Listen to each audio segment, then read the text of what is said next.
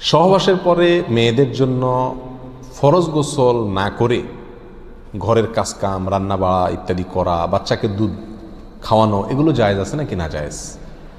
গোসল ফরজ হওয়া অবস্থায় গোসল না করার আগ পর্যন্ত কয়েকটা কাজ করা নিষেধ। 1, নামাজ পড়া নিষেধ। 2, তওয়াফ করা নিষেধ।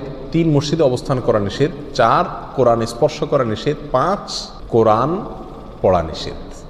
এই 5টি কাজ ছাড়া আর কোনো কাজ কিনা নিষেধ না। অতএব সহবাসের পরে কোনো মেয়ে, কোনো মহিলা তিনি যদি গোসল না করে, ফরজ গোসল না করে তিনি যদি কি করেন, গৃহস্থলীর কাজকাম করেন, রান্না বাড়া করেন, অন্য কাজকাম করেন, বাচ্চাকে দুধ খাওয়ান, এগুলো এই 5টি নিষিদ্ধ কাজের আওতায় যেহেতু নাই, অতএব সেটা জায়েজ আছে। আমাদের দেশে যত কঠোরতা সব মেয়েদের উপরে, ছেলেদের উপরে নাই। ছেলে গোসল ফরজ হয়েছে, 2-4 ঘন্টা শুয়ে রয়েছে বা এমনকি হাঁটাহাঁটি করছে, তাকে তেমন কেউ কিছু বলে না। সমস্ত চাপগুলা মেয়েদের উপরে। আর এই ফতোয়াগুলা মেয়েদের উপরে, ফতোয়াগুলা দেয়ও বেশিরভাগ মেয়েরাই।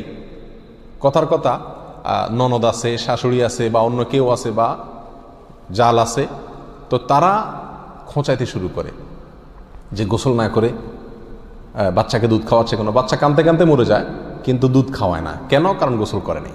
তো এগুলো না জানার কারণে হয়েছে। ফরজ গোসল না করে 5টি কাজ করা নিষেধ, এর বাইরে আর কোনো কাজ নিষিদ্ধ না।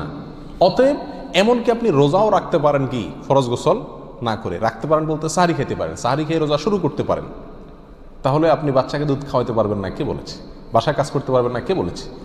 তবে হ্যাঁ, যদি আপনি ফরজ গোসল একটু দেরিতে করতে চান কোনো কারণে, তাহলে সেক্ষেত্রে অন্যান্য কাজকামের সুবিধার জন্য ওযু করে নেওয়া উত্তম।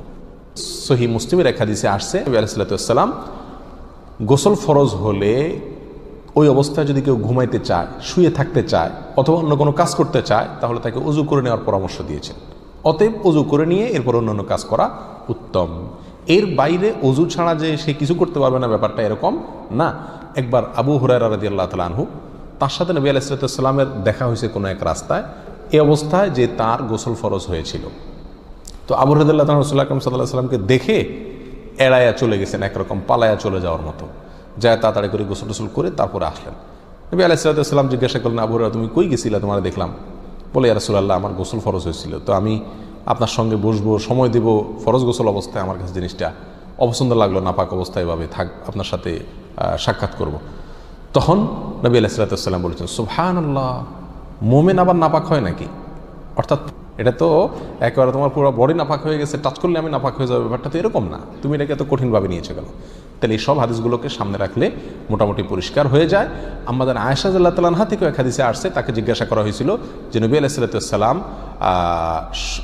গোসল ফরজ হলে তিনি ঘুমোতেন কিনা, তিনি বলেছেন হ্যাঁ ঘুমাতেন। কোনো কোনো বর্ণনা আসছে ওযু করা ছাড়াও ঘুমাতেন। তাহলে বোঝা গেল ওযু করে নিয়ে ঘুমানো, ওযু করে নিয়ে কাজ কাম করা উত্তম, কিন্তু আপনি যদি নাও করেন তাতে কি হবে না, কোনো গুনাহ এতে হবে না। আল্লাহু আ'লাম।